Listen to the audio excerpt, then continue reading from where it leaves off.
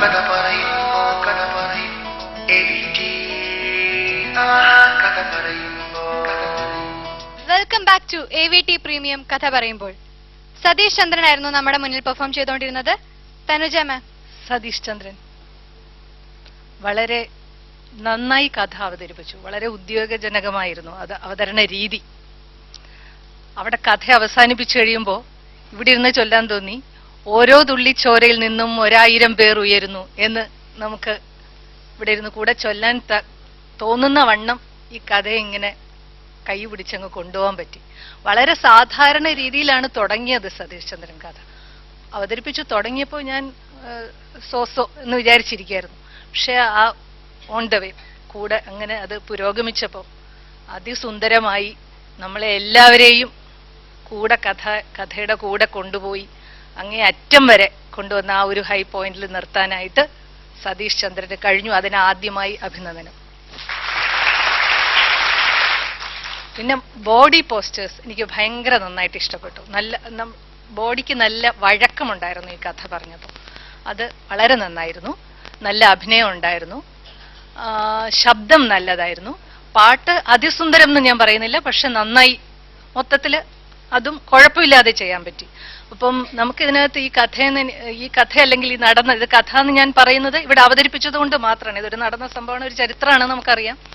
അപ്പൊ ഇവിടെ നടന്നാലും ലോകത്തിന്റെ ഏത് ഭാഗത്ത് നടന്നാലും, ഇപ്പൊ ഇത് ആഫ്രിക്കയിൽ നടന്നാലും എല്ലാം അല്ലെ, വേദനയും ദുഃഖമൊക്കെ എല്ലാം ഒരുപോലെയാണെന്നും ഏതൊരു നല്ല മനുഷ്യന്റെ ഹൃദയവും ഇതിനോടൊപ്പം തേങ്ങുമെന്നും നമുക്കറിയാം.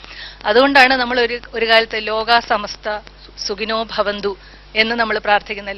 ലോകത്തിന്റെ മൊത്തത്തിലുള്ള ഒരു സുഖത്തിലാണ് ഒരു മനുഷ്യന്റെ സുഖം അവനവൻ കണ്ടെത്തേണ്ടതെന്നുള്ളതാണ് അതിൽ നിന്ന് മനസ്സിലാക്കേണ്ടത്. മരണം മുമ്പിൽ കാണുമ്പോഴും അതിനെ ഇങ്ങനെ പുച്ഛത്തോടെ നോക്കിയിട്ട് അവനവന്റെ കർമ്മത്തിൽ വിശ്വസിക്കാൻ പറ്റുക എന്ന് പറയുന്നത് എല്ലാവർക്കും സാധ്യമല്ല. അവരൊക്കെയാണ് നമുക്ക് വഴികാട്ടികളായിട്ട് മുമ്പേ പോകുന്നത്. അത്തരം ഒരു കഥ ഇവിടെ അവതരിപ്പിച്ചതിൽ ഞാൻ സതീഷ് ചന്ദ്രനെ അഭിനന്ദിക്കുന്നു.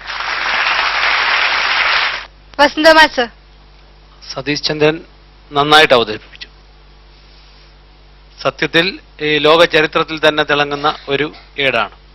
ഇങ്ങനെ കറുത്ത വർഗക്കാർക്ക് വേണ്ടി ജീവിതം സമർപ്പിച്ച ഒരുപാട് പേരുണ്ട്. ബെഞ്ചമിൻ മൊളോയ്സിനെ കുറിച്ച് കേട്ടിട്ടില്ലാത്തവർ ഇപ്പൊ കേട്ടു, അറിഞ്ഞു.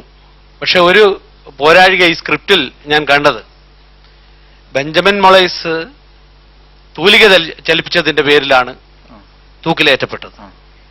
ആ തൂലിക ചലിച്ചതിന്റെ ഫലമായി ഉതിർന്നു വീണ 1-2 കാവ്യശകലങ്ങൾ ഇവിടെ ഈ കഥയിൽ ഉൾച്ചേർക്കാമായിരുന്നു. അതൊരു ന്യൂനതയായി എനിക്ക് തോന്നി. പിന്നെ കഥ പറയാൻ സതീഷ് ചന്ദ്രന് ഒരു വിഷമവുമില്ല. കഥയുടെ അവസാന ഘട്ടങ്ങളിലേക്ക് വരുമ്പോൾ സദസ് ഇവിടെ നിശ്ചലമായി, മറ്റെല്ലാം മറന്ന്, ഞാനൊക്കെ പേന താഴ്ത്ത് വെച്ച് അങ്ങോട്ട് ശ്രദ്ധിക്കുകയായിരുന്നു. എന്തെങ്കിലുമൊക്കെ കുറിക്കാമെന്ന് വിചാരിച്ചിരുന്നതാണ്. അപ്പോൾ ആ വിധത്തിൽ കഥയിലേക്ക് ഈ കേൾവിക്കാരെ മുഴുവൻ പിടിച്ചുകൊണ്ടുപോകാൻ സതീഷ് ചന്ദ്രന് കഴിഞ്ഞു.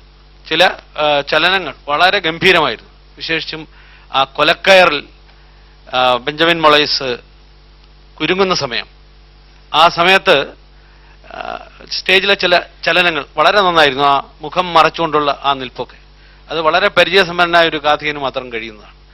അപ്പൊ ഈ വിധത്തിലൊക്കെ നോക്കുമ്പോൾ സതീഷ് ചന്ദ്രന്റെ പ്രകടനം ഗംഭീരമായിരുന്നു. പിന്നെ ആദ്യം കുറച്ച് തണുത്ത മട്ടിലാണ് തുടങ്ങിയത്. ആ ടെമ്പോ ശരിക്കൊന്നിട്ട് അങ്ങോട്ടായി വരാൻ കുറച്ച് സമയം എടുത്തൊരു 2-3 മിനിറ്റ് എടുത്തു.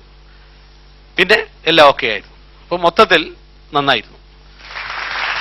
Thank you sir. Vijayaraghavan sir. Satheesh Chandran വളരെ ഗംഭീരമായിരുന്നു. എനിക്ക് വളരെയധികം ഇഷ്ടപ്പെട്ടു. കാരണം ഒരു സ്വന്തമായ ശൈലി ഉണ്ടായിരുന്നു. വളരെ അനായാസമായിട്ടാണ് കഥ പറഞ്ഞത്. ഒരു നിമിഷം പോലും ഇത് നിങ്ങൾ പഠിച്ചു പറയുന്ന പോലെ തോന്നിയില്ല. ആ കഥ നിങ്ങൾ ശരിക്കും ഉൾക്കൊണ്ടിട്ട് പറഞ്ഞ പോലെ തന്നെ തോന്നി. പിന്നെ ഈ പറഞ്ഞ മാതിരി ഒരു ടെൻഷനോ ഒരു പരിഭ്രമോ ഒന്നും തോന്നിയില്ല. പിന്നെ ഈ പറഞ്ഞ സ്വന്തമായ ശൈലി, അതാണല്ലോ ഒരു കലാകാരന് വേണ്ടത്. പറയുമ്പോഴും ഇപ്പൊ ഏതൊരു കലാരൂപത്തിലാണെങ്കിലും ശരി, സ്വന്തം ശൈലിയാണ് വേണ്ടത്. ആ ഒരു ശൈലിയുണ്ട് സ്വന്തമായിട്ട്. പിന്നെ ഈ പാട്ടിന്റെ കാര്യത്തിൽ ഈ പറഞ്ഞ ചെറിയ പ്രശ്നം ഉണ്ടായി. അത് ഒരു കുറ്റമല്ല, എനിക്ക് മനസ്സിലായ കുഴപ്പമാണ്, അതുകൊണ്ടൊരു കുറ്റമായിട്ട് ഞാൻ കാണുന്നില്ല. പിന്നെ എനിക്കൊരു സജഷൻ, ഒരു കുറവല്ല, ഗംഭീരമായിരുന്നു. ഒരു ഒട്ടും ഞാൻ കൂടുതലായിട്ട് പറയല്ല, വളരെ ഗംഭീരമായിരുന്നു. സജഷൻ തോന്നി, ആ അമ്മയുടെ കഥാപാത്രമില്ലേ, ആ കഥാപാത്രം കുറച്ചും കൂടെ ഒരു ക്യാരക്ടറൈസേഷൻ കൊടുക്കാമായിരുന്നു. ആണെങ്കിൽ ഇപ്പൊ ഈ പറഞ്ഞതിനേക്കാളും ഗംഭീരമാകുന്നു. അപ്പൊ ഞാൻ പറഞ്ഞത് ഒരു കുറവായിട്ടല്ല ഞാൻ പറഞ്ഞത്, കൂടുതൽ ഭംഗിയാകാൻ വേണ്ടി. ആ വളങ്ങളൊന്ന് ആലോചിച്ച് നോക്കി, ആ അമ്മയുടെ ഒരു ക്യാരക്ടറായിട്ട് അപ്പൊ വരുമ്പോഴ് അമ്മ മകനെ തൂക്കുന്ന സംഭവം അറിഞ്ഞിട്ടുള്ള അവരുടെ ഒരു പ്രതികരണം ആദ്യം പൊട്ടിക്കരയുന്ന ഒരു അവസ്ഥയായിരിക്കും ചിലപ്പോൾ.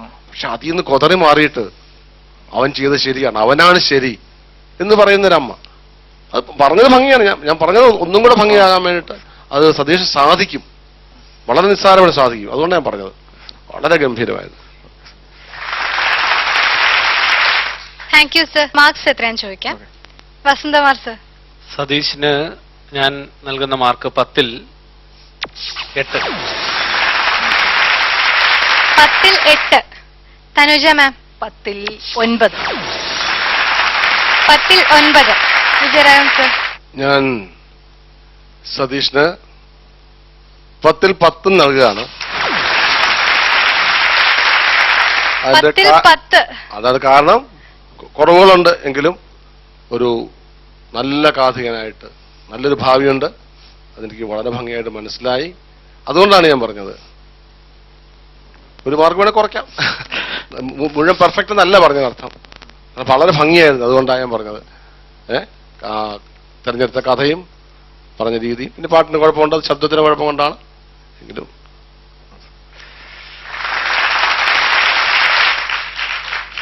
സതീഷിന് ഈ റൗണ്ടിൽ കിട്ടിയിരിക്കുന്ന total marks 27 out of 30. Satish ചന്ദ്രന്റെ പെർഫോമൻസോടുകൂടി AVT പ്രീമിയം കഥ പറയുമ്പോൾ ഇവിടെ വൈൻഡപ്പ് ചെയ്യുകയാണ്. നാളെ വീണ്ടും കാണാം. ശുഭരാത്രി.